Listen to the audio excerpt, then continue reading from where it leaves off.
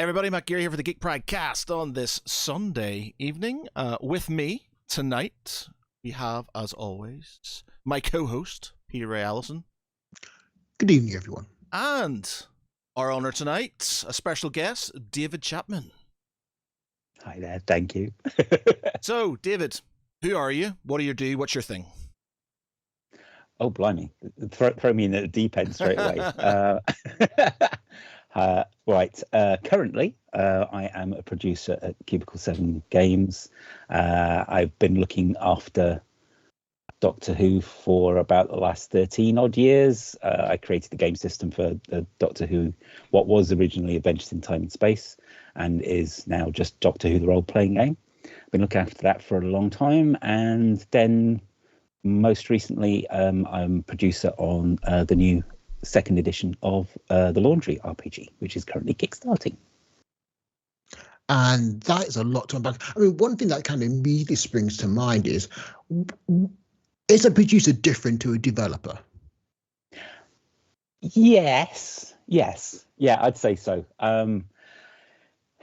It's when I started at Cubicle 7, I was purely a freelancer. So everything was just sort of writing my bit and designing the bit that I needed to do and sending it off.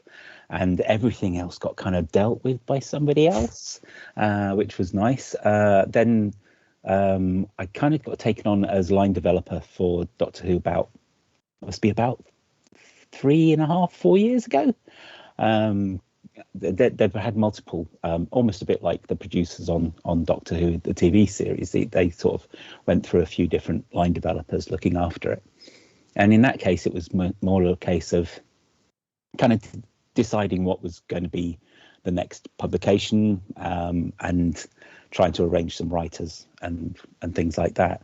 Whereas it's kind of changed into a producer role, which is a little bit more not only determining what products were going to come next, but also actually defining how many pages they are, contracting writers and artists, working out almost storyboarding each spread to work out where the illustrations go on each page. And then there's a lot of editing, proofing, double checking, making sure the layout works, making sure the cover's right, and all that kind of business as well before it goes off to our production manager, who is a slightly different name role as well, who kind of makes sure that everything goes off to print properly. So it is kind of different and not really what I was expecting, but it's good. It's good, yes. So it sounds like you kind of take all the incoming work from the developers and funnel it into one cohesive almost narrative. Yeah. A lot of the time, because there's quite a few writers working on each book, there is a lot of making sure that the tone and the voice is similar, and making sure that it feels like it's one book rather than lots of little disjointed bits.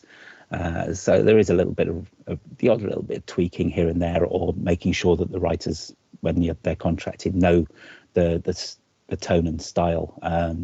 So when you're doing something along the lines of Doctor Who, it's quite easy because you've seen the TV series, you know what to expect.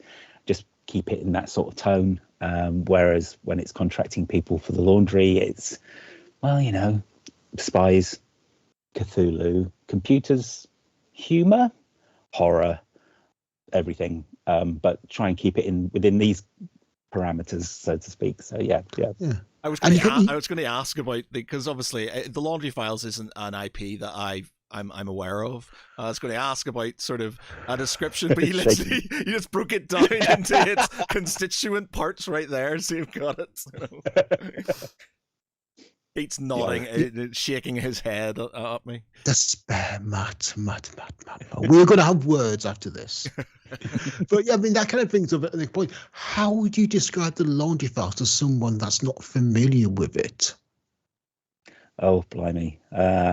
So whenever I've been trying to describe it, it's always come down to secret government organisation, British government, of course, very underfunded, so secret they don't really have a name either. They're kind of a leftover from the special operations executive, and they've got this nickname of the Laundry because of their old offices above a laundry in Soho, and that's they kind of deal with the occult threats that there are, but that's kind of putting it mildly, because a occult usually comes from the weird magic, which is a byproduct of strange mathematics, and people have always been able to do magic through rituals and putting candles down and pentagrams, but it's kind of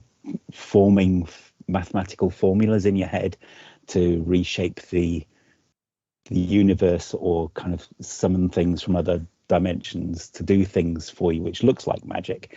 And of course, because it's all maths based now that everybody's got computers, it's a lot easier to accidentally do things that you weren't expecting, like do your Donar curve and summon some strange elder god, and the Laundry's there to try and put a stop to it before it gets out of hand.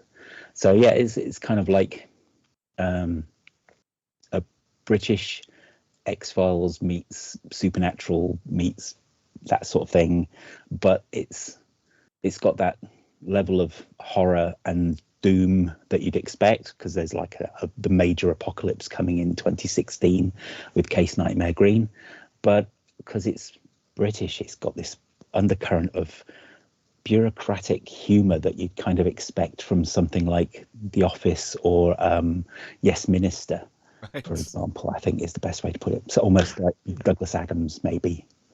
That's fair. That's fair. I mean, I remember Charlie Stross once described it as sort of a Cold War, but with Lovecraft, and how he compared like kind of the Cold War elements in Lovecraft were kind of like you're facing off against this implacable foe of mutually assured destruction. Mm-hmm. Cold War was Russian nuclear Armageddon. Lovecraft, the Elder Gods, and mass madness. Yes. And kind of when you kind of think about it, it does work like that, and it kind of brings. His first few books were kind of riffing on classic espionage thrillers like Ian Fleming and Len Deighton. Yeah, definitely. And it's kind of just twisted that to being, instead of Russian or enemy agents, it's now occultists, and yeah, that's great. But those first ones, definitely, it's almost like what if Ian Fleming wrote the Cthulhu mythos, or if H.P. Lovecraft wrote James Bond, basically. So yeah, there's a great combo. Stross seems to be very prolific with them, because there's like 13 of them. Oh yes, at least. Yeah, at least. And it's like it starts off. I'm just looking at the Wikipedia here, which I'll share because. But looking at the Wikipedia here, and you've got started in 2004, then you had one 2006, 2010, 12, 14, 15, 16, 17, 18, 20, 22. My God, that's a fair few books in a very short period of time. And yeah, apparently, as well, there's got the main one, which starts off with the Atrocity Archives, and you've also kind of got the New Management trilogy, which is a spin-off from it. Which follows Imp and his sister, and you've also got various novellas, kind of one-shot stories in the series at various points in it, and it's huge, Leviathan, wonderful. And if anyone's not read them, just stop watching this and go ahead. Oh, better yet, finish watching it and then go and read them all, because they are great. What are you trying to do to us, Pete? Sorry, like, subscribe, and then go and. But anyway, seriously though, yeah, they are. And one thing as well is they're constantly changing. The ones from 2004 are very different to how they are now. Yeah, that's definitely something we've been tackling with the RPG as well, because we've certainly set the initial releases for the second edition as sort of around the first 5 books, so that you can kind of get into the swing of how the Laundry works, what it's like to be an agent or an operative working for the Laundry, before things start getting really, really nuts. So, yeah, because there seems like sort of 3 different times in the Laundry files. There's the initial ones which kind of feel like very much riff on spy fiction. Yeah. And then the second one would kind of bit more become urban fantasy-esque. Yes. Yeah. And then the current lot, which like Nightmare Stacks, I think, is a must. But anyway, is what we are now in Case Nightmare Green and things are going to hell. You got Nyarlathotep in as a prime minister. Yeah. And that was the good outcome. You do not want to think what happened if it hadn't. Yeah. So again, like, how do you kind of manage that fact? Like there's a changing, shifting tension where you are in terms of the timeline. It's what's something we've, as I say, we've really addressed with the RPG. So the initial 4 books are very low powered, and you're kind of or everyday people working at the laundry, and then as we get further down the publication line, we're going to start addressing the stranger things, and that's possibly why we've a good reason why we've changed game systems as well from first to second edition, because the second edition rules system is very scalable up to ridiculous powers and godlike entities turning up, and people who are basically vampires and elves and everything weird coming through, so it can accommodate that sort of thing in the future. But it's something that we're hoping to sort of the game will develop as you play, and as we keep publishing more books towards it. So you're kind of setting a baseline from which to build from. Yeah, definitely. And how do the mechanics? So what's the basis of the mechanics for it? Obviously, you got D20s for Dungeons and Dragons 5e. How does this one roll? First edition was a D100. It was the Call of Cthulhu rules. This time we're using what is called the C7D6 system, which was first saw light in the Warhammer Age of Sigmar Soulbound RPG. It's basically a D6 dice pool system. So you take your attribute and your skill, that many dice, and try and beat a target number on each dice. It's quite easy along those lines. There's other effects, like whether you've got talents and weird abilities, or whether you've got the task is more complicated than the other. But it's pretty simple and quite scalable, which is quite nice. With regards to, obviously, I've played the Call of Cthulhu a couple of times, and it's not a game where you're designed to really go toe to toe with these things. You're literally just trying not to go mad, and sort of figure out the thing at the end. In this case, is it sort of scale? You said it was scalable up to like godlike creatures and stuff. So are you able to eventually go toe to toe with these things, or how does it work? No, I don't think you'll ever be able to do that sort of thing. But it hopefully reflects the source material. Certainly in the earlier books, Bob just spends most of his time running around frantically cowering in a corner using apps on his phone and holding a hand of glory so nobody can see him. And in the game, it's going to be very similar along those lines. There's lots of investigation, but there's usually some bad guys at the end. There will be some fighting and some combat, as you can expect, with the cultists en masse, and raising the dead and all that kind of shenanigans. So yeah, plenty of nasty to look for. And that kind of is my question is, you got sanity and the sanity mechanism in Call of Cthulhu. Does this Laundry Files role-playing game have a similar attribute, or is it just, or almost sanity not considered in this game? I think we've taken a bit more of a modern approach to it, and we're taking it a little bit more sensitively. Let's put it that way. You can certainly become frightened and terrified. You can become psychologically damaged by what you see, but there's no I've rolled badly, I'm suddenly a kleptomaniac that you sometimes can get. Let's put it that way. Yeah. Okay, so you come more rational and, as you say, sensitive portrayal of that's fair. Yeah. And I mean, one of the things like you got Delta Green, which is kind of a very much a modern take on the Cthulhu mythos, and that's almost got an nihilistic approach to it. And whilst I think Laundry Files is sort of almost a different approach to a modern Lovecraft story, doesn't it? Yeah. I mean, I love Delta Green. It's brilliant, and I devoured the novels, the fiction for the Delta Green when I was working on Conspiracy X years and years and years and years and years ago. But there is some sort of hopelessness about Delta Green. It really does feel like there's you don't stand a chance really, and the world's doomed. Whereas the Laundry, while we don't stand a chance and the world is doomed, at least with approaching it with that ridiculous British sense of humor of well, the world's screwed, so make light of it while we can, basically. So it's got the similar sort of tones and the similar sort of subjects, but it's approaching it with a not quite so dark, let's put it that. Yeah, it's more defiant in a sense, I think. Yeah. And I think Bob once says Cthulhu's coming and I'm waiting for him with a shotgun. And it's not going to have any effect, but just the image of the way most people play Call of Cthulhu the first time round, isn't it? It's like, yeah. I can take it. No, you can't. Yeah. It's a completely different, like, when I played it, having come out of playing like Rogue Trader, we'd just come out of a Rogue Trader campaign. We played obviously Dungeons and Dragons, and then going into something like Call of Cthulhu, where the mindset is going in like combat and sort of killing things and stuff, and then it's completely not that. I don't think I did it. There was any combat in our game whatsoever, and my character went mad at the end, and that was it.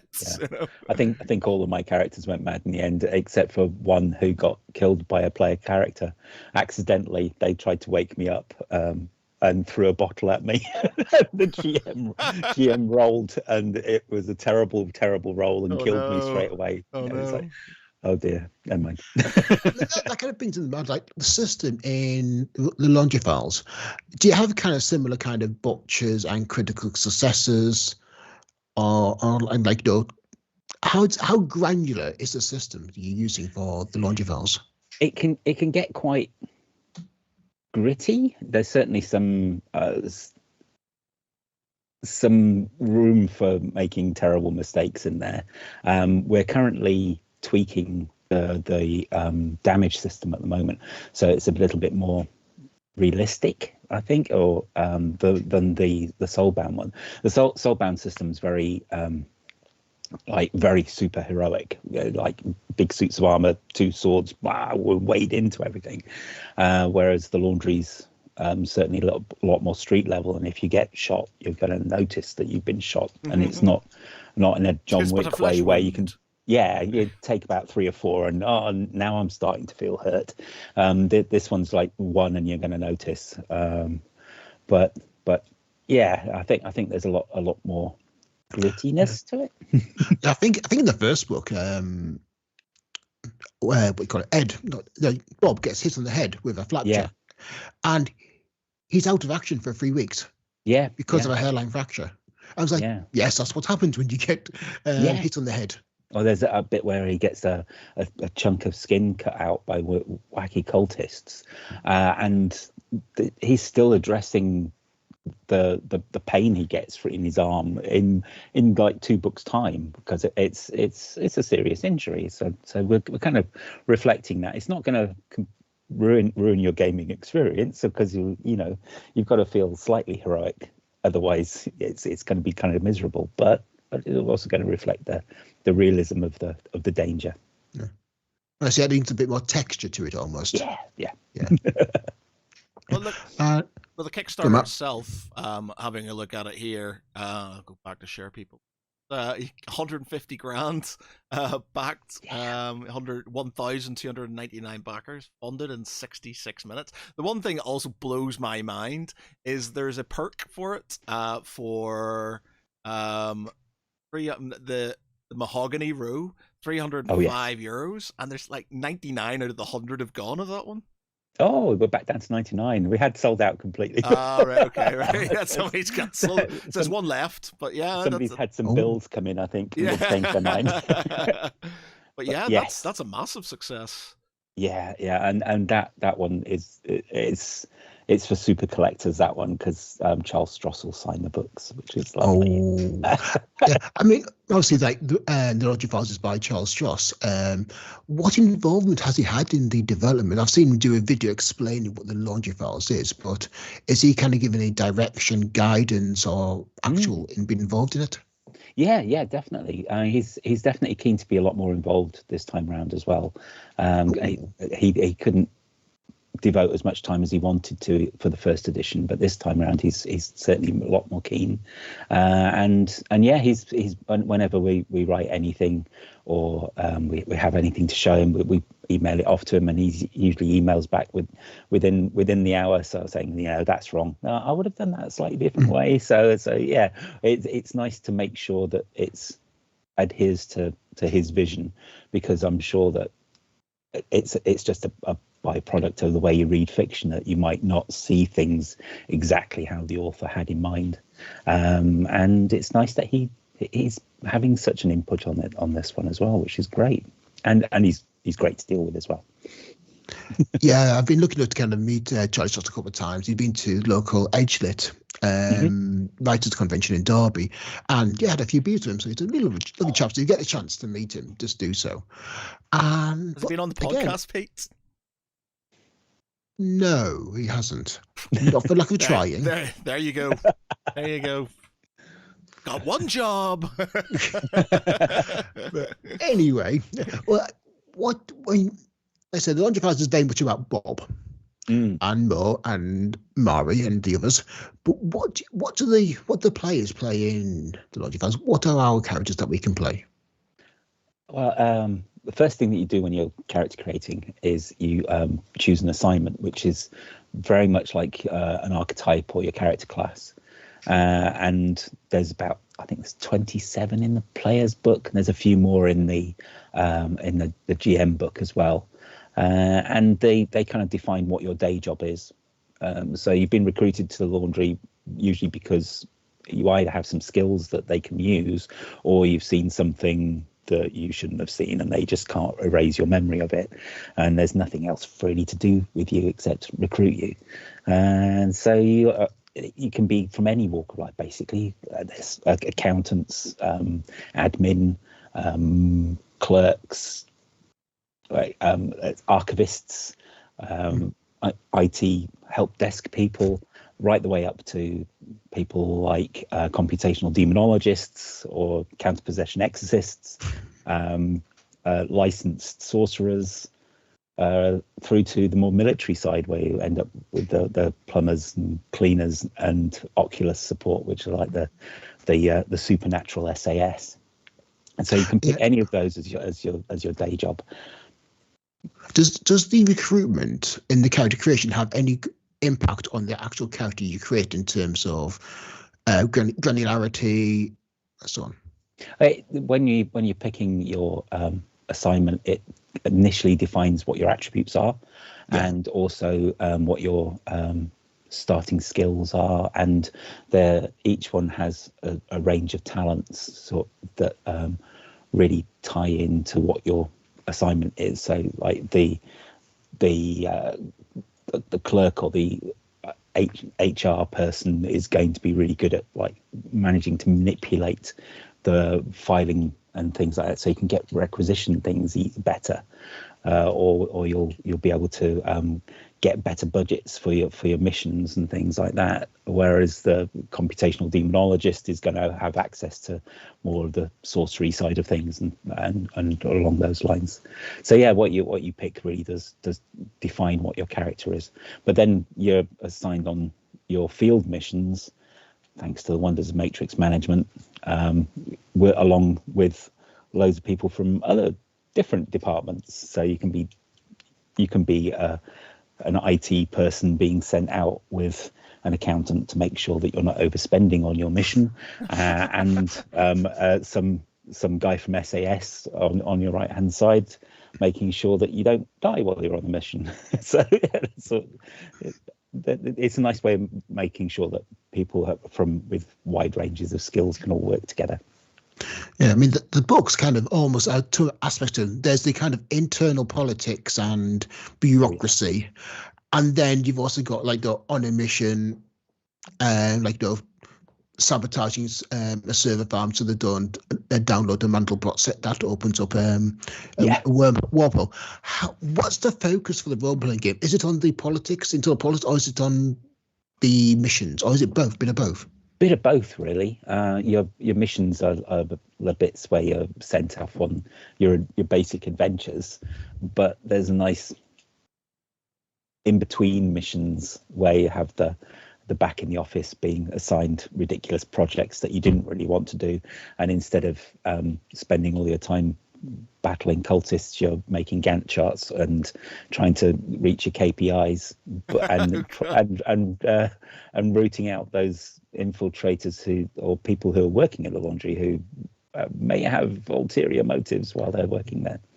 I mean, how do you bring that together? Yeah, how do you bring that together in the game? Because I mean, in like D&D and quite a few other games, you've kind of got downtime, which is sort of like the time between a quest. But you seem to kind of bringing those two aspects more together into a cohesive narrative. Yeah. I mean, a lot of my gaming, there's no real. I'm going to sit down and have a downtime bit where you say, this has gone up, or I'm going to spend like 3 days doing this. A lot of the RPGs I'm in, it all kind of flows, and you just keep ending up playing through the downtime bits. I have to remember during the height of COVID, we were playing a very long game of Changeling, set nice. Sort of Victorian York as a location, and it was a brilliant game. But there was a great moment because it's in the middle of COVID and we weren't allowed to go out. There was an awful lot of role playing, going to tea shops and things like that. It's like, well, this isn't progressing the story along, but it's quite nice. Yeah, I was doing some research for an essay I wrote for Deviant Leisure about the psychological benefits of role-playing games, and a few of the people I spoke to said when they were role-playing during lockdown, they liked having control of their surroundings, because when they were in lockdown, they couldn't go out anywhere, they couldn't do anything outside, so they just wanted to role-play being outside. Yes, yeah, perfect, isn't it? It's always great to see the psychological benefits of role playing. I definitely recommend it for everybody who hasn't even tried before. It's definitely something that should be spread wide. Yeah, absolutely. One of the silver linings for COVID, because I think it got a lot of people involved in doing sort of RPGs. Yeah. Well, basically, like it's for Deviation Events of Deviation Events of Deviants, I wrote a peer-reviewed chapter on role-playing games, and so everything had to be checked by editors before it could be published. And as part of that, I did research into the interest, and it had been growing. Role-playing had been growing gradually for some time, and then March 2020, it just spiked. Oh my god! Literally, and just like it went to, it trended on Google for the first time. And basically, people were looking into roleplay and joining up, and that was matched by Roll20 and quite a few other like virtual tabletop providers suddenly just getting hammered, not just by existing role plays switching to their campaigns to online, but all the other new role players that wanted to play a role-playing game will create an account and just bombarding their system to the point where they're having to overload and like recruiting more people to kind of manage the load in their server. Oh my god! So yes, I mean, a lot of people did, and consequence of that is people a lot more LARPing now. I was speaking to Matt Pennington who runs Empire, and he said, yeah, like they've had record numbers since lockdown came down, because people that first did role-playing games during lockdown and now LARPing because they want to go and do something. They want to continue role-playing. They want to do something a bit different. Excellent. Along comes LARP. Brilliant stuff. Yeah. So I mean, like when you're playing, like where is the laundry file set in terms of like your setting for the role-playing game? So the default time period is sort of between 2005 2010. So sort of within the first 5 novels. That's until we start continuing the line further down.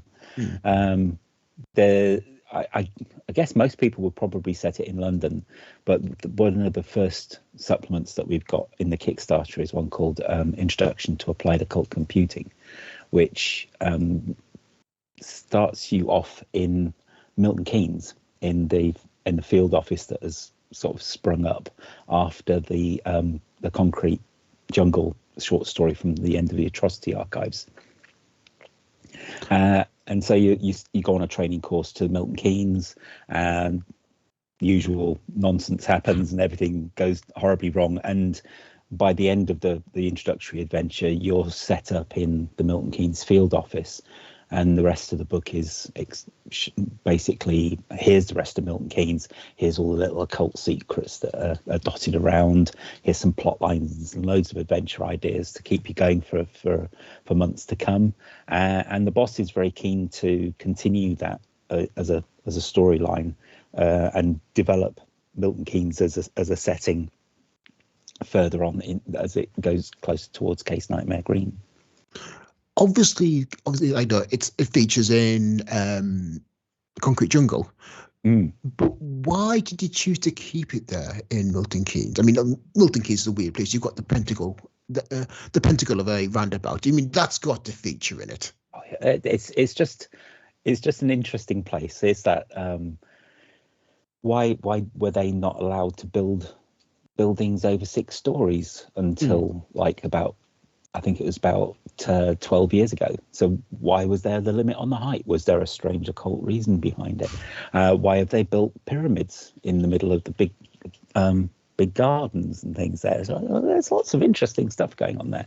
And also, because it was kind of slightly established but not heavily detailed in the books, we thought, oh yeah, that's a great place. We could just start there and run with it, basically. I know the boss is quite happy to do something in Wolverhampton as well. He really wants to do Wolverhampton where the walls are thin. But yes, yeah, I think Strauss just mentioned Wolverhampton. Yeah, in the Laundry Files. I think that's the reason why Bob's recruited. Mm-hmm. Oh yeah. That's why the boss wants to do something there as well. Ah, nice. I mean, I like that structure because you said that a basic. This is the structure as we see it, but the players, like the GMs, can take it and make it their own because you laid the foundations. This is one idea you can take, but you can look at that basic structure, the core foundations of it, the basic idea of it, and then apply it to your own city. I mean, I was walking into Derby the other day. I was thinking, that building would make a good field office for the Laundry Files. Oh yes, yeah. Anywhere that's got some interesting paths as well. I mean, disused railway lines, always a good place as well to look for that sort of thing. Yeah. But yeah, Ed, you could set it anywhere. It's a bit like the Wonders of Tales from the Loop as well. One of my favorites is just like setting the loop near your hometown. Yeah. What was the fellow's called? Pete from Tales from the Loop. He helped with the RPG. Free League. Some people from Free League on. Yeah. Oh, excellent. I can't remember the names. Sorry. I apologize, but I'm terrible with names. Me too. I'm good with faces, horrible with names. Yeah. And how lethal is the system, would you say, in the Laundry Files? I mean, you said like you made it slightly more believable in terms of reflecting injury, but how lethal is it? I think as I say, it's something that we're tinkering with at the moment when it comes to the damage system. We definitely want to make it feel dangerous, but we don't want to make it quite as deadly as some of the more recent games that have come out, not mentioning Alien. But how many times have I died in that?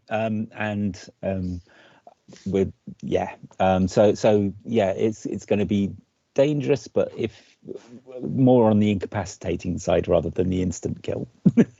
Yeah, Alien is unrelentingly brutal, especially the cinematic scenarios. Oh yes, because they're recreating the films essentially. It's terrifying, but it's great. It is. Yeah, absolutely. Oh, it's a great system, brilliantly done. Reflects the films brilliantly in that you will all die. Yeah. Repeatedly. And how far along are you in developing the laundry files themselves? We're the 4 books that are on the Kickstarter are all written, and most of them are quite pretty much illustrated as well. So we've got all the art in, and they just kind of need the layout and those final tweaks. And then there's those few changes that we're making to the game system as well, just to make the with the damage system, and we're refining the magic as well a little bit.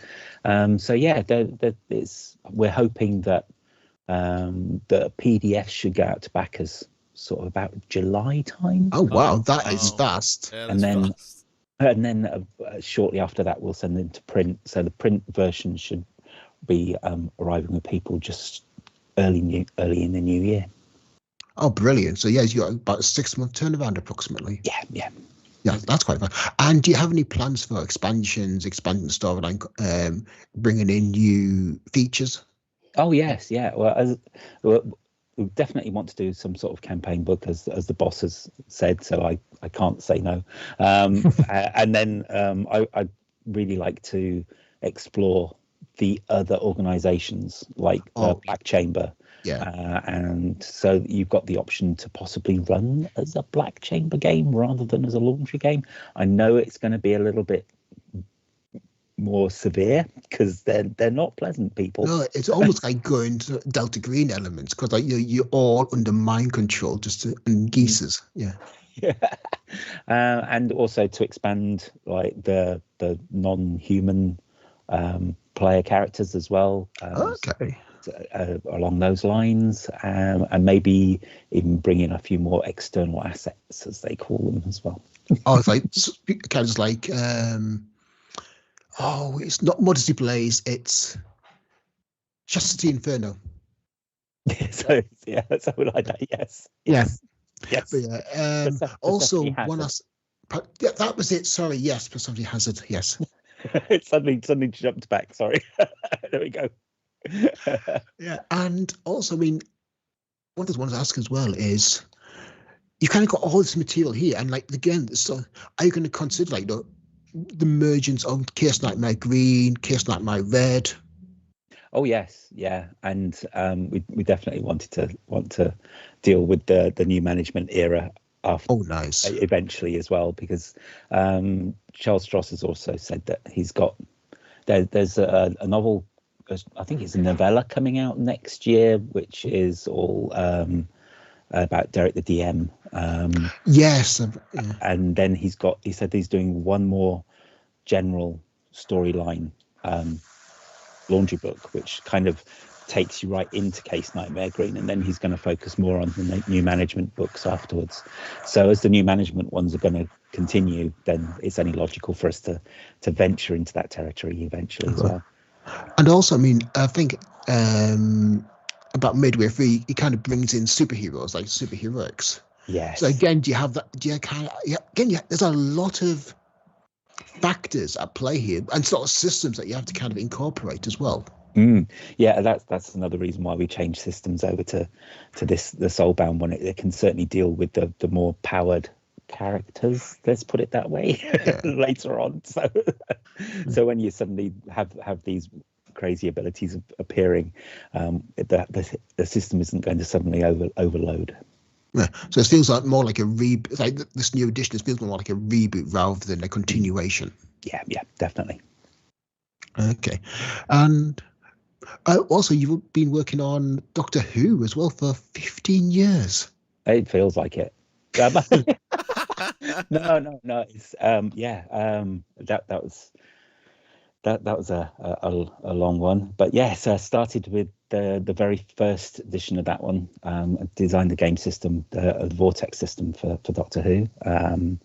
That was way back in 2007, 2008, I think it was.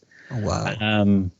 So yeah, it was right there from the very beginning when we first pitched to the BBC, which was a tense time. That was very exciting. because we kind of went in thinking, yeah, we're not going to get this. This will be a learning experience for it all, and then came out going, we got that. What was it like negotiating with the BBC for what is essentially one of the most valuable pieces of IP? It was great. I mean, we, as I say, we approached it with that feeling of we're never going to get the license. I mean, it's people have tried for many years, so obviously, really, yeah. So we thought, oh, we don't stand a chance on that, and then we teamed up with Fred Hicks from Evil Hat, who did our graphic design for us, and we put together a booklet, which was basically the first chapter of the book, of the rule book, and a pitch for what we wanted to do. But we laid it out like the rule book wanted to look, so they could see basically what we were aiming for, and sent it to the Beeb, and just fingers crossed. And a few weeks later, we were called in to Wood Lane to talk to BBC Worldwide, and yeah, we went in with possibly a little bit overconfident because we thought we weren't going to stand a chance, and yeah, it was quite a surprise. But they were very supportive. They gave us access to their vast image libraries. There was a great moment in when Matt Smith's series first started. We got to read all the scripts before the episode. That's major in itself because they're very tight. Yeah, we had to go to the BBC and go into an office where they had security, and we weren't allowed to take phones. We were allowed to take notebooks, but we weren't allowed to take our phones in. And we had one day to read all like 13 episodes. And we make notes. But yeah, that was brilliant. And it was great. It was great insight into seeing how it's all put together. But yeah, they've been really supportive. And then a couple of years ago, we did a new second edition of the Who RPG as well, streamlining it a bit, speeding it up with, and we had, How does the Doctor Who RPG work? Obviously, you all can't be Time Lords, or can you? Or are you just sort of? There's the option if you're feeling that way inclined. I mean, the default is going to be Doctor and Companions, thanks to the wonders of the Timeless Child revelations. There's a load more incarnations that we haven't seen on TV, possibly. Who knows? I can't say anything. But so you can create your own version of the Doctor and create new companions for them. But there's always the option for creating a new Time Lord, or Time Agents, or just Unit Squad, or just like investigators, like Sarah Jane Investigations type things, and there's lots of options in there as well. But usually you're investigating alien invasions or weirdness, or you have some sort of thing that allows you to travel through time and space. Yeah, because I mean, like, Doctor Who is massive in scope. I mean, you can go anywhere. So how do you kind of funnel, like, the narrative almost? Like, how do you kind of, like, where do you, as a developer, focus the game? As from a producer point of view, I really wanted to try and alternate between a source book of material to give lots of information and ideas for the GM, and alternate them with some pre-written adventures, mostly because I'm terrible at writing adventures or coming up with ideas for adventures. So it's like we had one of the most recent ones. We had a complete campaign, which is 10 adventures in a book, which is almost like playing through a complete season. And there's an overarching storyline, and all the adventures join up with a very thin thread that you don't quite realize is joining them together until you get to the last part, and it all kind of comes together in a nice cohesive whole. And thankfully, I went to a few writers that I knew and just said, look, I've got this idea for a thing. I just want it to be 10 episodes, all to come together at the end. I want it to be called Stitched in Time because of the story of the thing, and you have to pick up 9 things on the way to save something at the end. And they all just went off and went, yep, we've got the ideas, and came back. And it's, as you say, it's the wonders of Doctor Who, with it being any time or any place, you can go to the writers and say, just go wild, have fun, do whatever you fancy. So we've got some great stories. There's one that's at the Battle of Hastings. Wow. We've got one which is set on a disused mining colony, which has become a bit like that Hard Target film with Jean-Claude Van Damme. Oh, yeah. Where, Dangerous Game. yeah, rich people pay to hunt something because, it's good to hunt the most dangerous thing ever. And of course, the most dangerous thing ever is a Dalek. So it all goes horribly wrong. There's a great one, which is where the characters are trapped inside another TARDIS that's malfunctioned because it's too close to a black hole. And yeah, it's the stories are endless. It's a great game to work on. Yeah, and also, I mean, have you had, when it comes to Doctor Who fiction, the BBC say you can never have the viewpoint from the Doctor. Did the BBC give you any similar guidance or limitations on the scope of the game?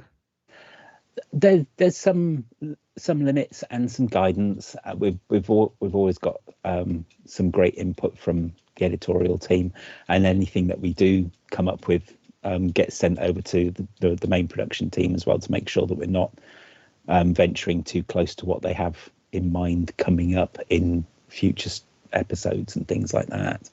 But otherwise, they're not too restrictive as long as we honour the themes and the stories. There's nothing offensive in there, and yeah, they're usually pretty supportive. Yeah, this writer knows writing a Doctor Who story, and she had this kind of recurring motif of like, no, the silence is coming, and she got some feedback from the BBC saying, no, you can't do that. We've got ideas for that one. Thank you. Yeah, we've had a few notes come back from on Adventures, which is like, we can't tell you why, but don't do that. That's okay. So that's coming, is it?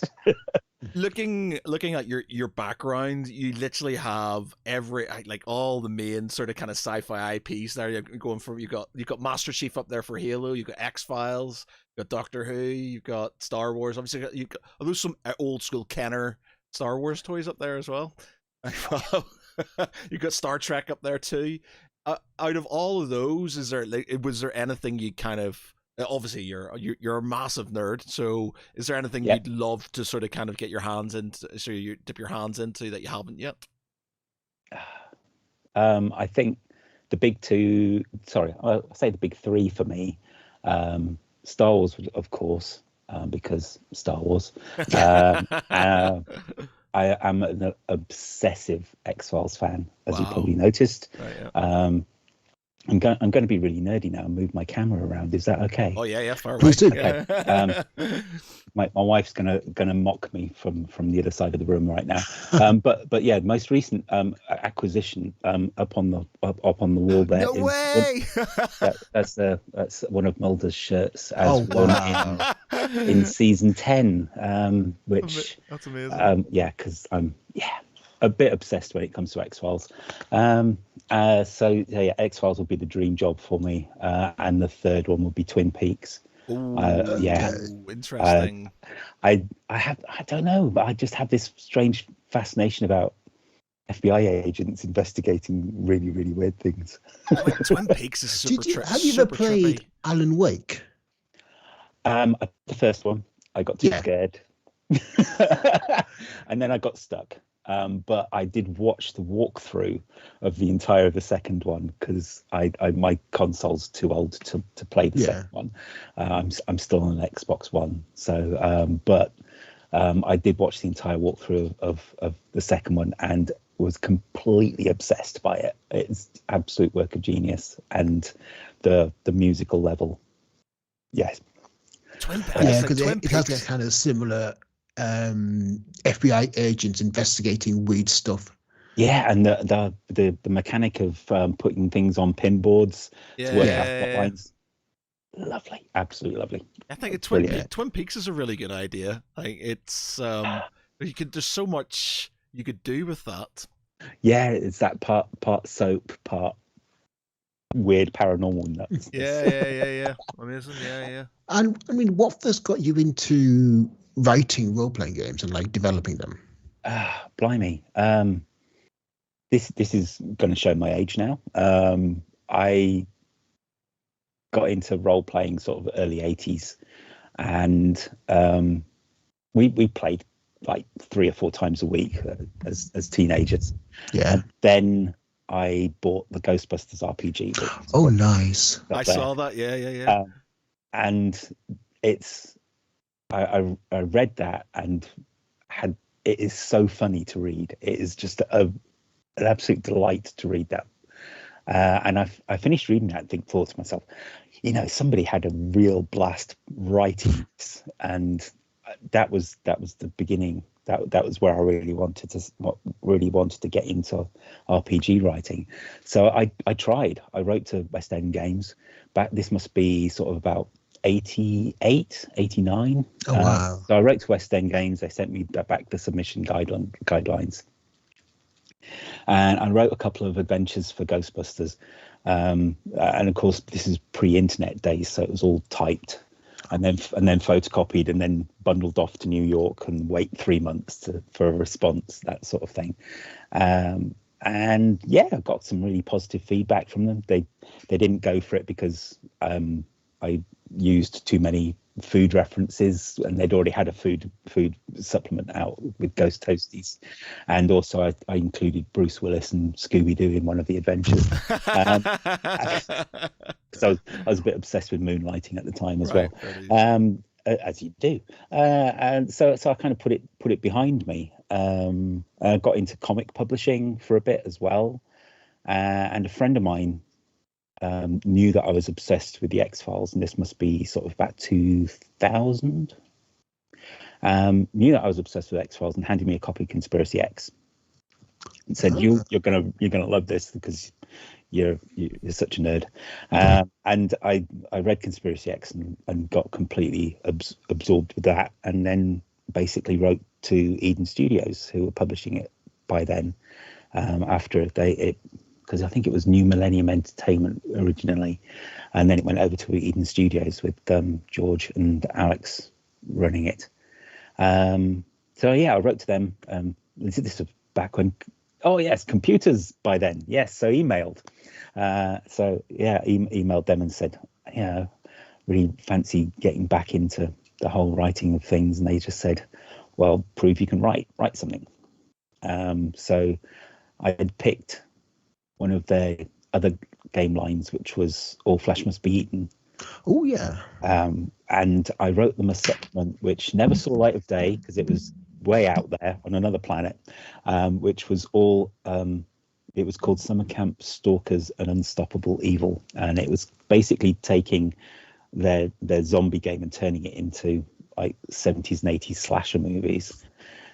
And that kind of started the whole ball rolling. That on the back of that, they said, "No, we're not going to use that, but how do you fancy working on Terra Primate, which was their Planet of the Apes version of All Flesh Must Be Eaten?" So I started work on that one, and that led on to working on Buffy and Angel, Army of Darkness, and then eventually on to their second edition of Conspiracy X, because it was the one game that they had that didn't use the Unisystem. So I kind of pitched to George and said, look, it really needs to be the same game system as the other ones. How about I take all the existing books and can convert them over into some nice little new hardbacks? And one thing led to another. So I ended up being line developer for Conspiracy X 2.0. And that was, I mean, you say like switch it to a different system, but that must have been an epic task to undergo, to translate again from one system to another. Yeah. It was also, it was basically taking the engine out and putting a new engine in. So it was kind of tricky, but it was also hampered by being a Brit and writing about the American government system was always a bit tricky. And then it was also just as the Department of Homeland Security was formed. and everything moved around. So everything from first edition was like, well, that like alcohol, tobacco, and firearms has changed from being like the Treasury Department to the Justice Department and everything like that. And it ended up I was sitting there having to email people at Department of Homeland Security going, so how does this work now? And then me emailing back saying, this is not something that we deal with. You're on a watch list now. Yeah, I've had a few similar conversations, and they do not like it when you ask, who are you responsible to? Yeah. Who do you report to?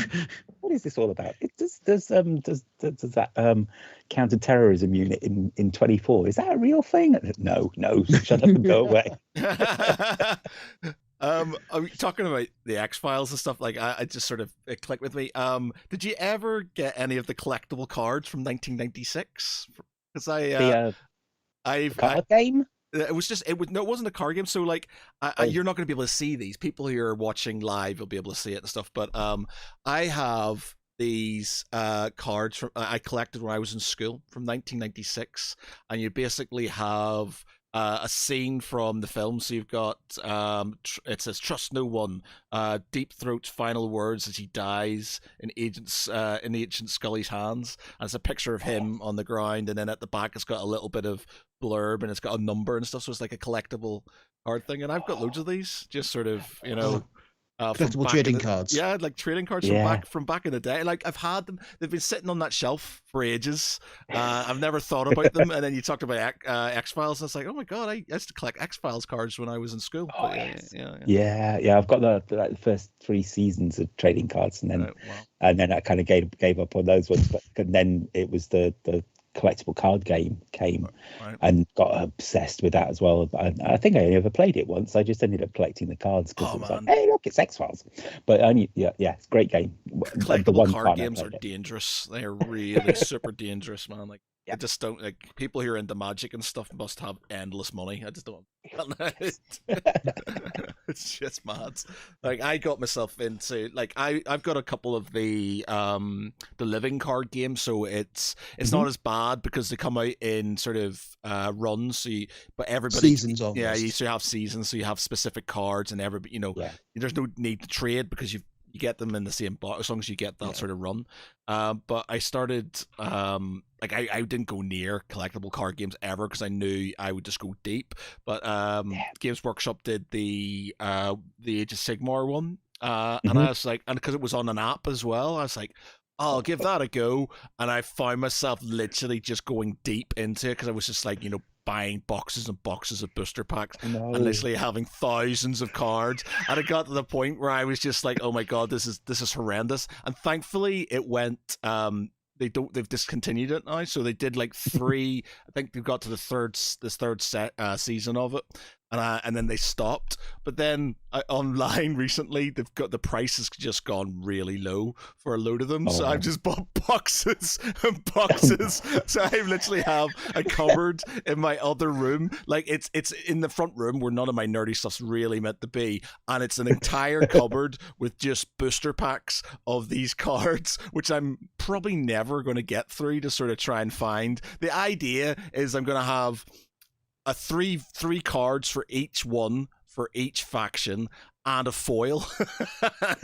It's just like I don't know if I'm ever going to get through these, but they're there just in case.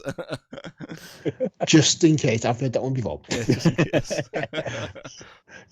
Do you find, like, you've obviously worked on a lot of systems, do you find it challenging to kind of embed the themes of the game into the system? Yes, yeah. I mean, it's particularly tricky with licensed games, but I have a particular love for licensed games and always have done, really. But yeah, it's quite tricky to try and get that thing. But if you can get the right mechanic in there, and there was the one that really illuminated it for me when I was first getting into this sort of thing was the Buffy one. Okay. I've not played that one actually. CJ Carella designed the game system because it was a more dramatic version of Unisystem that Eden was using for their other things. It was one called Cinematic Unisystem, as they called it. But they it just ingrained something in there where you had to fight the vampires to knock the health down to a level where you could stake them. And it's like, oh, that's quite a simple thing, isn't it? But when you look at it from a game mechanic versus what you see on TV stage, it makes what happens on TV happen at the game table, because you have to go into these fist fights and kick and punch some vampires before you can stake them, just like what happens on Buffy. Yeah. And it was one of the things that really influenced writing Doctor Who, because when you think about what happens in Doctor Who, they don't normally fight first, because the Doctor's such a pacifist. And so baking into the way that the initiative system works in Doctor Who, that the talkers always go first, and then the people who are moving, so you can run away, and then the people who are doing things, so you can try and do something to stop the fight from happening, and then the people who want to actually fight go last in every turn. It kind of bakes into it that you can always try and stop the fight by talking to people and trying to stop the gunfire from happening. You can always try and run away. You can always try and flip that switch to put the force fields up, or wave a biscuit at them. Or, well, you know, jammy dodgers always work, don't they? And before the blasters start going. So once you get the right game mechanic in there, it will feel like the setting. So fingers crossed. Yeah, it's tricky, but yeah. I mean, the way systems have evolved as well is fascinating. I mean, like even like the original Vampire the Masquerade, that had like the blood pool system. Yes. Yeah. But now look at like the 5th edition V5. Then now they've got rid of the blood pool system. You've got a blood rating, and it's more reflecting the craving, and the addiction, the need for it, rather than how much blood you have. Yeah. Oh, and there's extra dice as well, isn't there, with that? Yeah, So yeah, it's really quite evolved quite well. Yeah, I mean, and like, does the system you've worked on kind of similarly evolved over time as well? Yeah, definitely. I mean, certainly the Vortex system was very of its time, sort of 2000s when it was first designed. So when it came to doing the 2nd edition about 3 or 4 years ago, I've got to the age where, you know, I can't be bothered to read a lot of rules. I was kind of influenced by, I think just before I started working on the 2nd edition, we just finished a massive campaign of Tales from the Loop. And I remember looking at the rules in Tales from the Loop and thinking, well, that's like, what, 18 pages out of this whole thing. And that's all you need. It's not this sprawling rule book of like 100 pages of rules that you need just to run the game. It's just this little section of bit there. So why can't we make it a bit faster and simpler? And so that's one of the things that really influenced the 2nd edition, was taking a lot of the pages and pages of stats and putting the control more in the players and the GM's hands, so that they can make characters that are more unique and how they want, rather than how rules are defined, and make it a lot faster to run. Because I've noticed like a lot of free league games, they're kind of very rules light, but very dense setting. Yeah. And to me, it's just like something like myself. I just love reading the setting and learning about it, like expanding their ideas on it, and that's really nicely done. And I think like you said, like I just don't have time to read pages and pages and pages of rules. No, I know what you mean, and certainly going back to some of the older games from my youth, I have this strange compulsion to keep buying the original little black books for Traveller, because that was the first game I played, was Traveller back in the decades past. And looking at them now, it's like, how did we manage to cope with this? My 50-odd-year-old brain can't handle it anymore. So God knows what my teenage brain was thinking at the time. But obviously, I had the had more energy back then to put into actually working out how to do it. Yeah, I think like when you're a bit younger and you kind of got a bit more free time, you have that time to sit down, read the book, and not have to, feed the children, do the garden, get the dinner ready, get the jobs done, and all that. Yeah. Yeah. I mean, you mentioned as well, like you prefer licensed games rather than what's the appeal of doing a licensed game rather than its own setting? One thing that's always got to me is, I think it's the way you describe something. So when you're playing something like D&D in somebody's own setting that they've created, and you go into a tavern, I want to know what's in there, what it looks like, how people are, what the person over there looks like, why is that, why are those people at that table over there, what's going on, why is this tavern here, what's the village like, what's the world outside like, why are these people fighting with that lot, what's over those mountains. Whereas if I'm playing something like Star Wars, somebody can say you go into a cantina, and I go, I know what that looks like. I don't need to ask all these weird questions, because in my head I've seen what a cantina looks like in Star Wars. They all kind of look the same, and they're all awesome, and they've got cool aliens in them, and they don't serve droids, and it saves a lot of time, and my head, it helps visualize things a lot faster in me, and also I take in an awful lot of media. I watch an awful lot of TV and movies, and it's just these are the worlds I love, basically, and I want to play in them too. Well, yeah, I think like if the players already have a baseline from knowing the show or the film, then it makes introducing them to the game that much easier. Oh yes, definitely.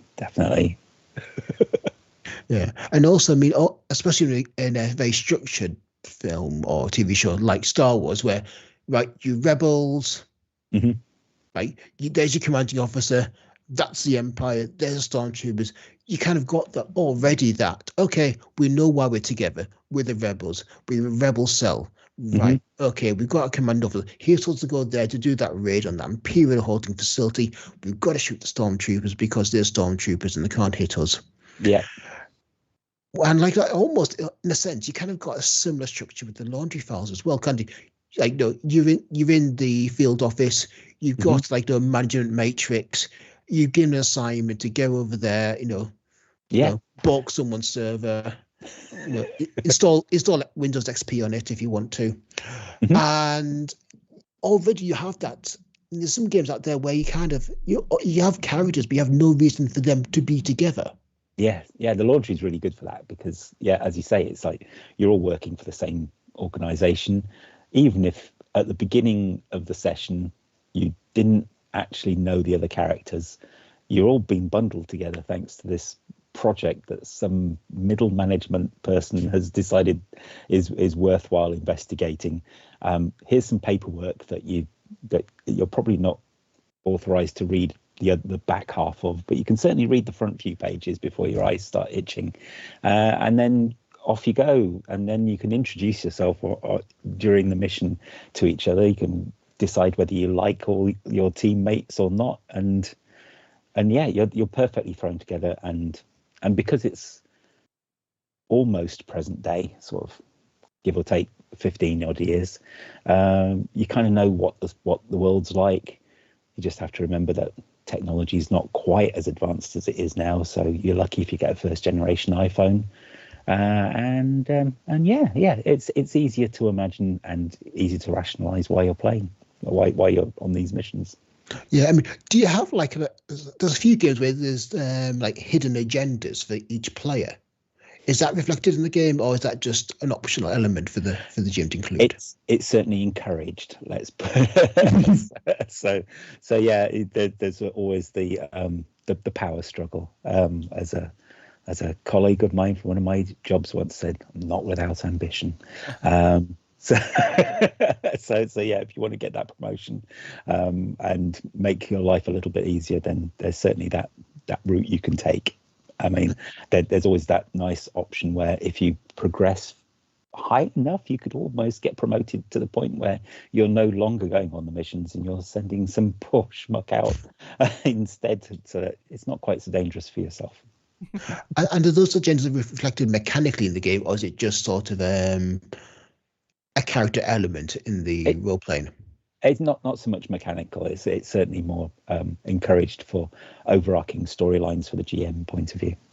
Right. And that's all you need, really. I mean, I think sometimes you do need to kind of do a really make that mechanical element, or is it just role play it?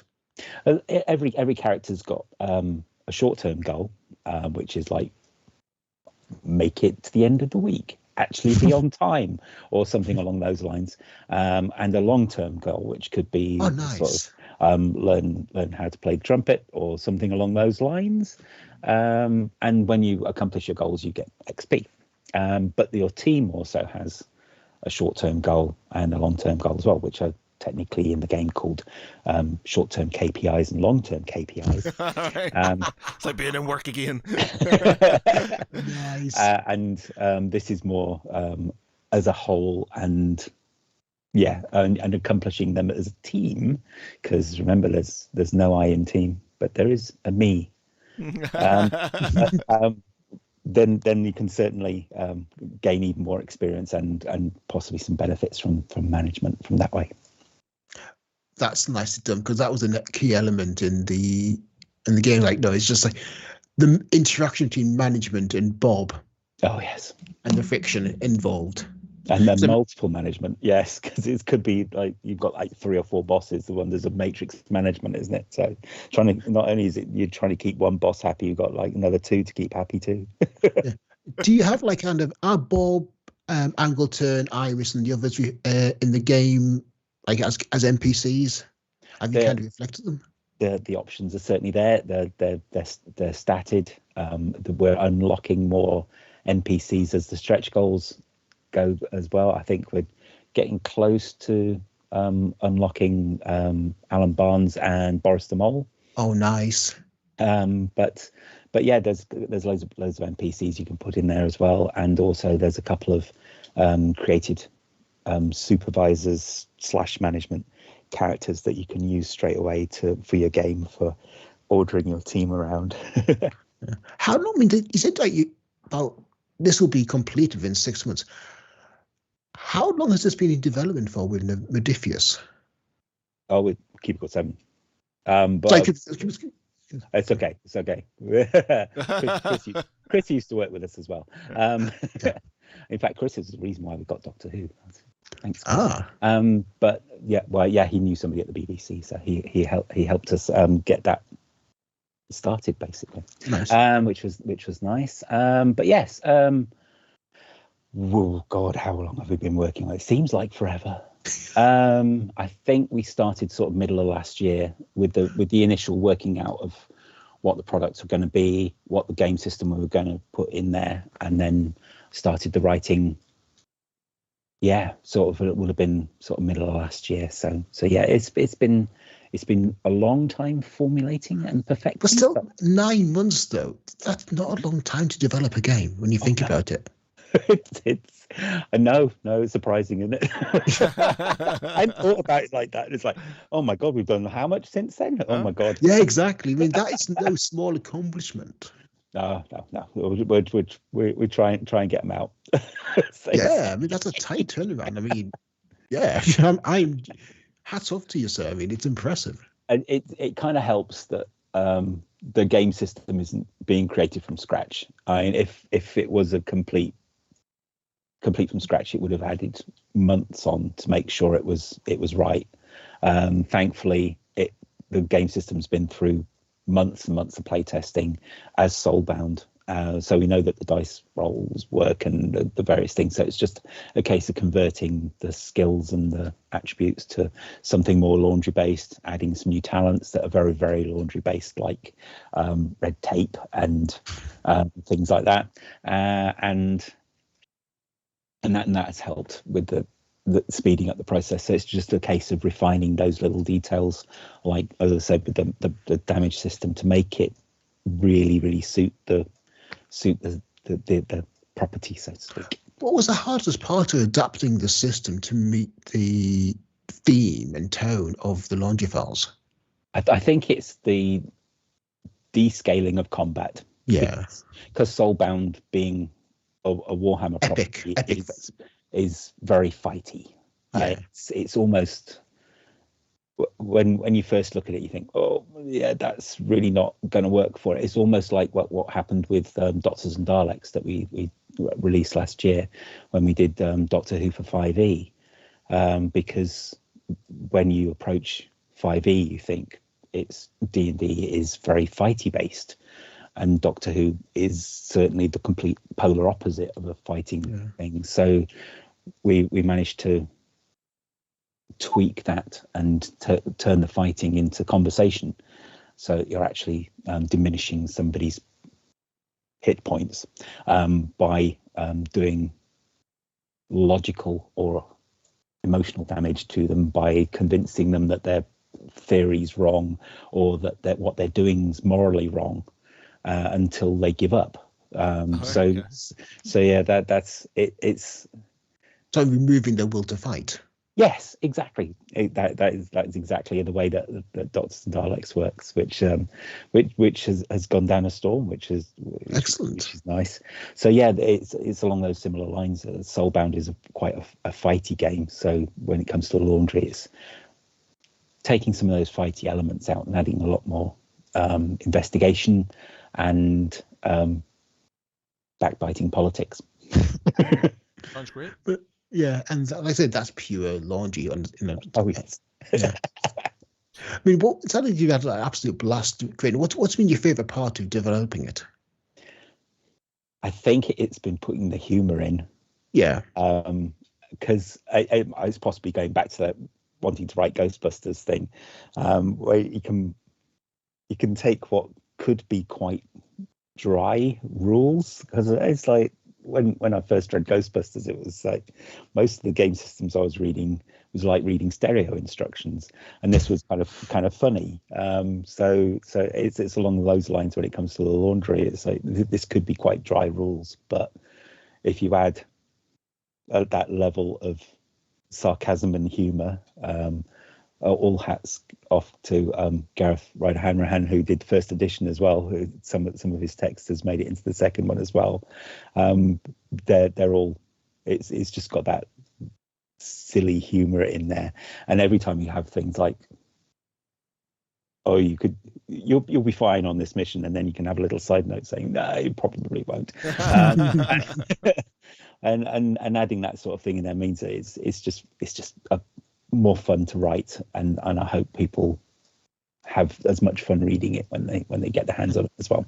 You can tell when you're reading a good book, whether it's like fiction or whatever, what have you, or a role-playing game book. You can tell when the writer's having fun because there's a passion to it. It comes across in the writing. Yeah, definitely. I think it always helps if you're enjoying what you're doing. Definitely. Yeah. Is there any kind of games you want to work on? Like you mentioned, like Star Wars, but like any kind of system where you think, oh, I wish we'd done that one. Oh, blimey. I don't know. I'd still thinking of X-Files. But yeah, as it comes to existing games that I kind of wish we'd done. I have a deep love for Tales from the Loop. Yeah, that kind of comes. We as I say, we had an epic game of that where our characters survived long enough to progress into things from the Flood. Oh wow! And then we failed to stop the bad things from happening at the Loop, and it turned into Mutant Year Zero. And then we were playing Mutant Year Zero with the same characters gradually mutating, and it was all going horribly wrong. And then we discovered time travel technology, so we could go back to the 80s and stop it from happening. And that campaign was like one of my faves from I've played for the last many years now. So yeah, I have a great love of that game system and do love that one. Yeah, that's an amazing campaign. I mean, do you run the games or are you the player? Oh, definitely a player at the moment. I'm too busy to GM. I have a real hankering to get back into GMing, but I haven't GM'd Takes for up so much time. a long time now. Yeah, it does. And the worst thing is when you spend ages doing stuff, and like currently I'm building up to try and get my players into, because we've done a lot of sort of like theater of the mind stuff where it's all just sort of talking, no real, we haven't, it's all sort of sort of in dreams and talking through things and stuff like that. So we haven't done much combat for a while. So I was like, I want to build up some combat stuff. But as soon as I do stuff, I've asked them to build a plan.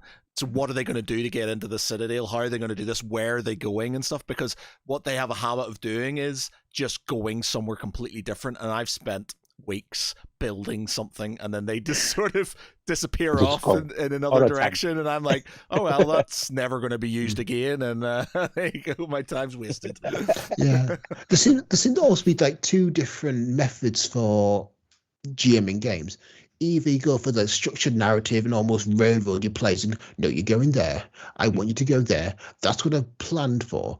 Or almost the kind of sandbox approach of here's the setting. Things are happening here and here. What are you going to do? Mm-hmm. Yeah, I ran a quite a long World of Darkness game with multiple gaming groups all in the same setting.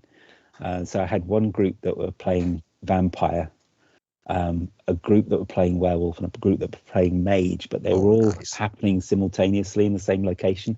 And it got to the point where I didn't have to write anything because like one group was causing problems for the other, and then it just wrote itself. Did they interact with each other? Did you get them interacting with each other? Yeah, yeah, slightly. It got a bit chaotic then, but yeah, it was great.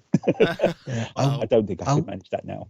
I once ran a game, Amazing Ascension, which lasted for about a couple of years, which was set in the city I was living in at the time in Sheffield. And I kind of just spent a day kind of going around Sheffield, kind of looking at the various places. Okay, that's a technocracy hideout. That's going to be where the werewolf cairn is. That's going to be like a vampire's haven. It's kind of just mapped it all out and then set the players up right. You're all tradition majors, and you've been told to set up a chantry in the city. Go for it. And it ran, basically, I kind of had the basic core idea and just left into it.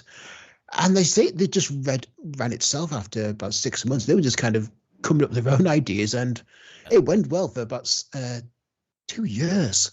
Excellent.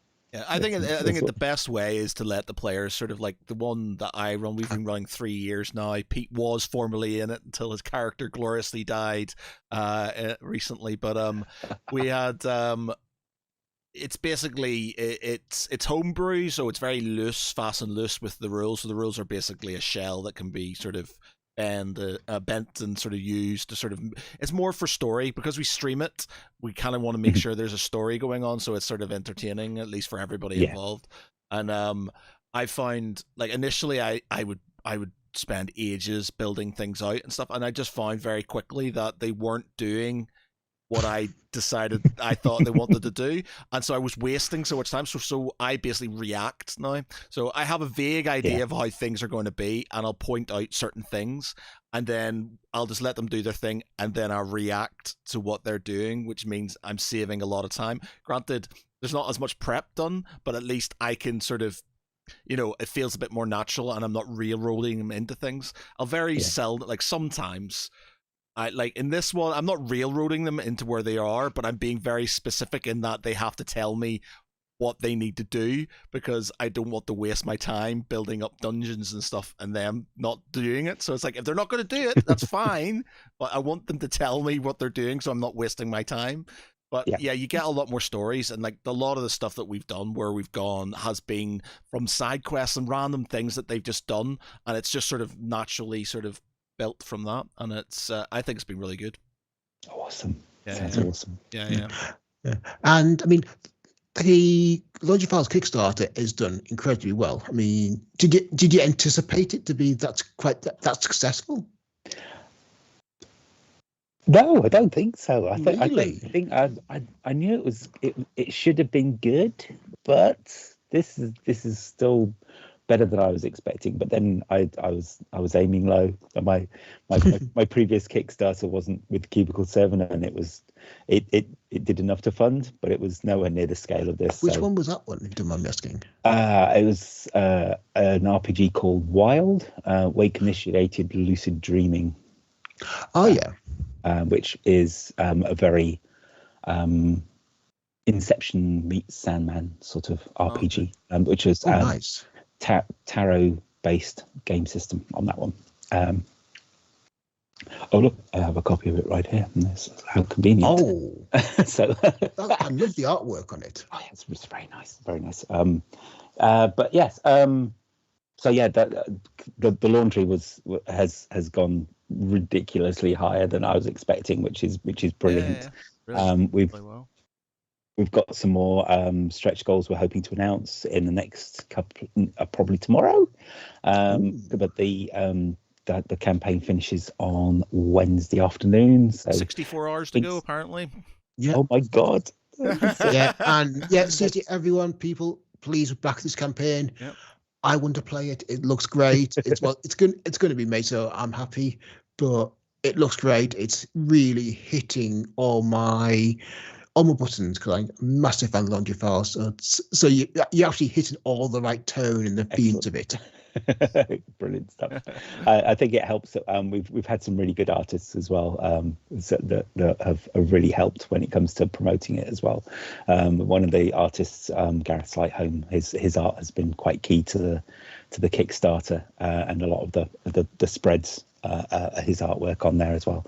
And I think it really captures that slightly unsettling, strange humor with monsters in the background. That I love that poster you did of loose pentacles emit tentacles. Yes. I love that, because that harkens back to the 1950s of like loose lip sync ships. Exactly, that was where it comes from. Yes, yeah, and then also ties in with the keep calm, carry on sort of look. Exactly, like it's got the same 2000s. color scheme as well. Yeah. So yeah, those covers are Kickstarter exclusives. Just about those ones. I don't think we're going to print many extra of those ones. So if you want those cool covers, they're going to be cloth bound as well. So they're going to be nice. Oh, nice. Those have become works of art then. And I mean, the fact as well, like role playing games, like, they used to be kind of very dry, like very. I mean, they had some artwork in it, but look at modern books now, and they are literally art books. Oh God, yes. And some of them gorgeous. I mean, I was just reading Liminal today as well, and the artwork in that's flipping gorgeous, lovely stuff. So yeah. Right. Excellent. Okay. Well, I need to bounce soon. So, but before we go, because you're all suitably nerd credentials, we'll do what we do is like a sort of 20 questions, like a pop quiz type thing at the end. And the concept behind this is you pick a franchise, you think of a character, and then we have to guess who that character is. So you pick sort of thing. Now, I know nothing about Doctor Who, so if you do a Doctor Who, I'm not going to be able to do it. But X-Files I could probably do. Star Wars I can definitely do. Halo I can do. Star Trek I can do. Marvel, things like that. But so you need to think of a franchise and then think of a character, and then we've got to guess. We've got to ask you questions and then guess who that character is. You can have a think about it now, and then myself and Pete can try one. Like I've got one I can do for you now if you want to do a trial. So it's Star Trek. So you've got 60 seconds to guess who the character I have from Star Trek. You can ask any question you wish. So it's Star Trek. 60 seconds. Go. Okay. Is it the Federation? No. Okay. Are they human? No. Okay. I assume they're alien then. They are alien. Okay. Are they Klingon? They are not Klingon. Sorry, I meant to go Vulcan. That was it. They're not Vulcan. Ferengi? Nope. Romulan? Nope. Borg? Nope. Changeling? Nope. I'll give you a clue. They're a race that is shown in one series. Are they in TNG? The next Yes. generation? Yes. Okay. They're in one series. Are they in one season or one series? They're in one. They're one season. It's one episode. Oh man, narrow it down. That's a lot of episodes. Okay, right. Sorry, the 60 seconds is up, right? So I'll give you another clue because it's not obscure. You'll know it when you know it. But Is it Q? It's TNG. It's one season. One episode, one specific episode. This character is in it. He's obviously an alien. And no, I can't do that because I'll just give it away. But yeah, so it's TNG. It's an alien. And they're in one. As far as I'm aware, they're only in one episode. So you go one more question, and then you can answer. Does it kill Tasha Rowe? No. Okay. I know what you're talking about, but no. Does he sleep with Deanna Troi? No. Okay, I'm going to give you this clue, and you're going to know it then. They speak in metaphors. Oh, yes. When the walls fell. Yes. Darmak and Jalad, when the walls fell. Captain Dathon. Captain Dathon was the name of the guy. Yeah. It was just somebody did it today. I saw a meme, and basically this guy was on a dating app, and he was just quoting sort of Dathon, Captain Dathon, sort of like, Darmak and Jalad when the walls fell. And this woman's like, what are you talking about? And he just kept on going, and I thought it was amusing, so I thought I'd bring it up. But yeah, quality. All right, Pete, have you got one for us? It's going to have to be laundry files. Oh, okay. I will have zero knowledge about this, so it'll just be up to you, David. So okay. the laundry files, 60 seconds, go. Did they work for the laundry? They do. Do they go on field missions? Not officially. They have been, but they do not. They were not contracted to. They're not an external asset. They're not an external asset, no.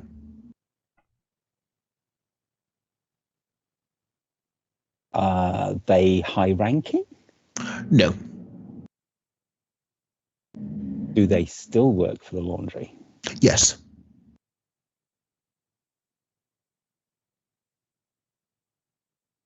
Do they work in tech? Yes. Did they once live with Bob? Yes, they used to work with Bob. Did they used to live with Bob? They did indeed. If it's not Pinky or Brains. Yeah, Pinky and Brains. Well done, sir. Very good. On the button. Nice one. Right. Okay. So, David, what have you got for us? Okay. So, gonna be really obtuse and say Twin Peaks. Ooh, okay, Twin Peaks. I've never watched it. I'm sorry. Right, okay. I have watched it. I have watched it. I'm just gonna. Okay, I'll try my best for Twin Peaks. Okay. Right. So Twin Peaks. Let's get this thing set up again. Where's taking off the stopwatch on it?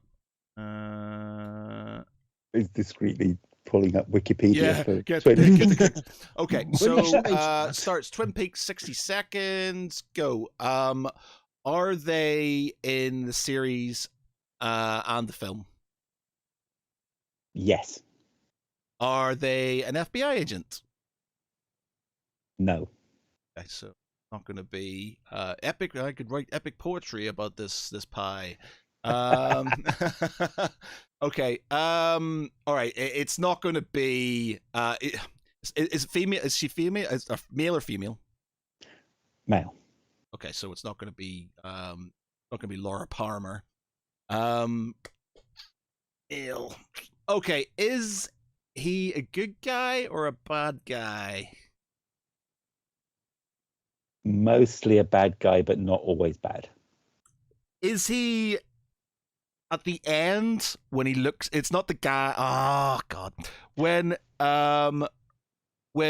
Cooper looks in the mirror at the end, is it the guy? What's his name? Bob. Bob? No. Is it Bob? No. To clarify the previous one, bit of a bad guy, but ends up a good guy. Let's put it that way. I'm trying to think here. I'm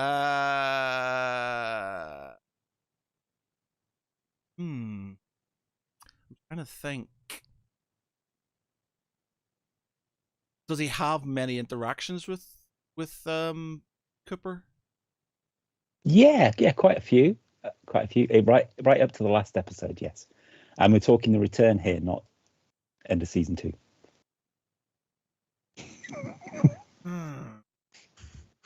No. Okay, 60 seconds up. I'm trying to think. Is there any other questions going to make me?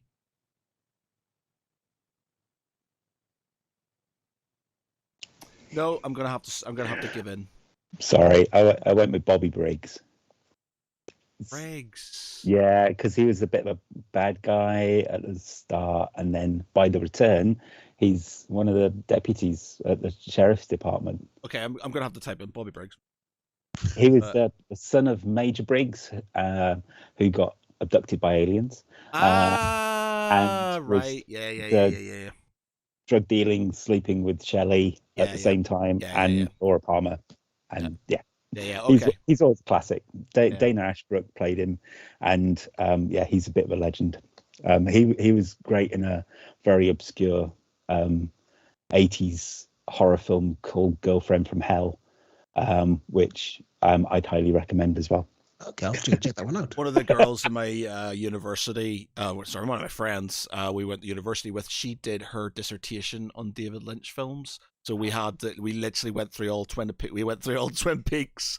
Awesome. We did all the David Lynch films and stuff. It was the most surreal sort of couple of weeks of our lives. It was just weird. Like I have these very strong memories of coming out of the front room after watching back-to-back Twin Peaks and just being completely zoned out by the whole thing. There's always this moment when you're trying to describe Twin Peaks to anybody, and then you show them episode 8 of The Return, which is possibly the most out there hour and 15 minutes of television ever created, it's black and white. It's got a musical number by Nine Inch Nails in, which I'm a big fan of Nine Inch Nails. Definitely. And then you have an 18 minutes art house section of slow motion going through a nuclear cloud to this cacophony of music on top of it. And then it turns into this strange bit where these soot-coloured men walking out of a building asking people for a light, and people it's the most strangest thing you'll ever see. You don't even need to watch the rest of Twin Peaks, just watch that one episode and it'll blow your mind. Nice. Consider that recommendation. Cool. Right. Well, David, it's been an absolute pleasure. Really appreciate your time. Amazing job on the Kickstarter. Looks amazing. The premise sounds great. Good luck. Will you be at UK Games Expo next month? I'm hoping to pop in for a day. Okay. But Cubicle 7 will be there, and so you can speak to the rest of the team who have done an awful lot of work on the laundry. Not probably more than me. Well, everybody who's watching, obviously, and listening, it's still on Kickstarter. You've got 64 hours to go. We will put a link in. Actually, I'll try and put a link in before it ends and stuff. We usually sort of kind of submit this after, but I'll put it in before it ends. So check it out. Just type in the Laundry role-playing game in Kickstarter, and it should be there if you want to give it a whirl. Yes. Funded in 66 minutes, so doing very well and still going. But yeah, for tonight, I've been Matt Geary. With me has been Peter Ray Allison. Good night, everyone. And our special guest, David Chapman. Thank you very much. Good night. Thank you very much. Bye.